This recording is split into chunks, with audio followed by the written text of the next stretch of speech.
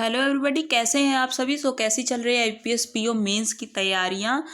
मैं आपको बता दूं कि मेरा जो स्कोर कार्ड मैं बताने जा रही हूँ कि क्या मार्क्स रहा है। बहुत ही शॉकिंग स्कोर कार्ड है ये, क्योंकि मुझे लग रहा था कि मैं पहले आपको बता देती हूँ कि मेरे अटैम्प्ट कितने थे। मेरे 65 अटैम्प्ट थे। अब मेरी पहले की जो एनालिसिस है आईपीएस पीओ का, उसमें भी आप देख सकते हैं कि मैंने सेक्शनल अटैम्प्ट अपने बताए हुए हैं कि कितने अटैम्प्ट थे मेरे।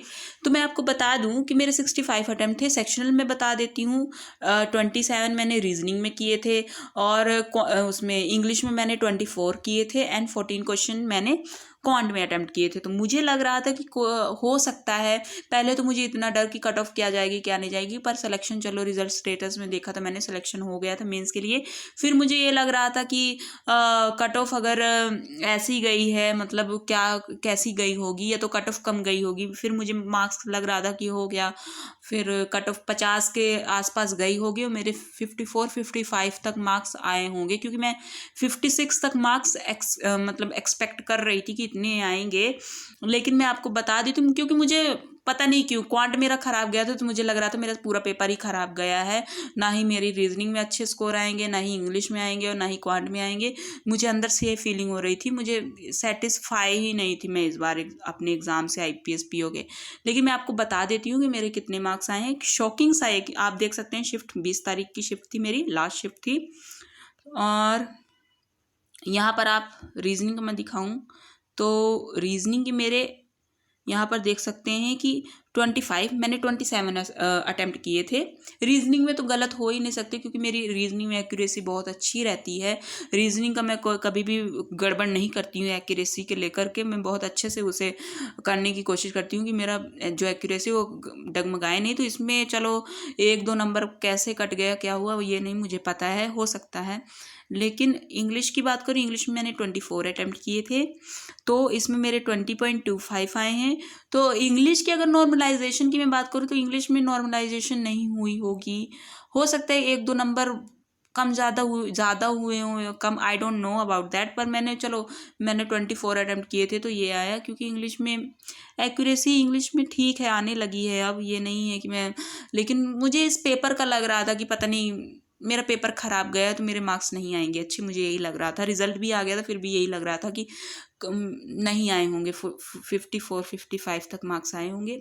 क्वांट क्वांट में मेरे 14 अटैम्प्ट किए थे मैंने, मेरे आए हैं 20.25, मतलब 6.25 मार्क्स ज़्यादा हैं जितना मैंने अटैम्प्ट किया था। मतलब नॉर्मलाइजेशन में मुझे 6.25 मार्क्स मिले हैं बढ़ करके, क्योंकि क्वांट बहुत ही ज़्यादा था। मतलब 14 क्वेश्चंस भी रोते रोते, जो बोलते हैं ना कि रोते रोते अटैम्प्ट करना, रोना आ रहा था कि ये क्या हो रहा है, किस तरह का एग्ज़ाम है, इतना टफ है कि मतलब क्वेश्चन ही नहीं अटेम्प्ट हो रहे थे। ऐसे लग रहा था कि इस बार तो चलो क्वांट ले डूबा, या फिर क्या कैसे है, लग रहा था कि इस बार, हर बार मेरा पीओ मेंस निकला है, लेकिन इस बार लग रहा था कि किस्मत ही खराब है, चलो अब ये वाला एग्ज़ाम नहीं निकलेगा। भले मैं मेंस की तैयारी कर रही थी, लेकिन मुझे यही लग रहा था कि नहीं निकलेगा, पर मैं रिस्क नहीं लेना चाहती थी, इसलिए मैं मेंस की तैयारी कर रही थी।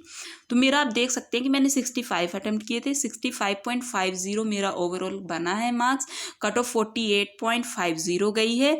यहाँ से आप अंदाज़ा लगा सकते हैं कि जो कट ऑफ गई, या फिर ये सब जो चीज़ें हैं, आप देख सकते हैं कि जिसकी टफ शिफ्ट आई थी, आप अब कमेंट करके बताइएगा कि आपके कितने मार्क्स किस किस चीज़ में बढ़े हैं, या फिर क्या कैसे नॉर्मलाइजेशन हुआ है, और किस स्टेट की कितनी कट ऑफ गई है। अच्छा, ये IPS PS, sorry, overall cut off ही सभी की इतनी जाती है। मुझे मिस ऐसे ही मेरे मुंह से निकल गया, सॉरी इस बात के लिए।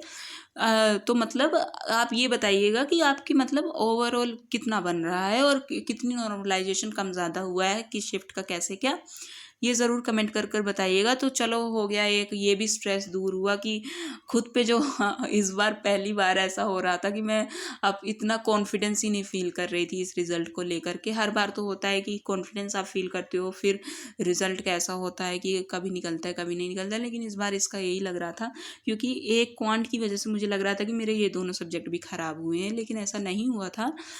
चलो, हो गया, ये भी क्लियर हो गया कि नहीं, किसी एक सब्जेक्ट के ख़राब होने का मतलब ये नहीं है कि आपका ओवरऑल पेपर ख़राब हो गया है। यही था, और आप कमेंट कर कर बताइएगा कि कैसा आपका गया है। Thank you all.